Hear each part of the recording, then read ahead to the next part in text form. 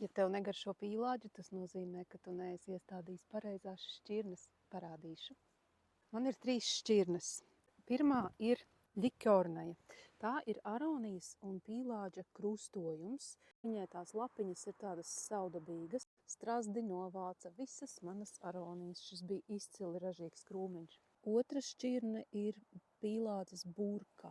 Tad, lūk, viņš ir arī aronijas un pīlāģa krustojums, bet viņš jau ir pavisam savādāks. Šā pīlāģa šķirne ir granātneja. Tas ir pīlāģa un vilkābeles krustojums. Tie nav tie sīvie, savelkošie, sausie, šie ir sulīgi, paukšķīgi un ļoti garšīgi. Iestādiet! Ne visas aronijas strazdi ir atraduši.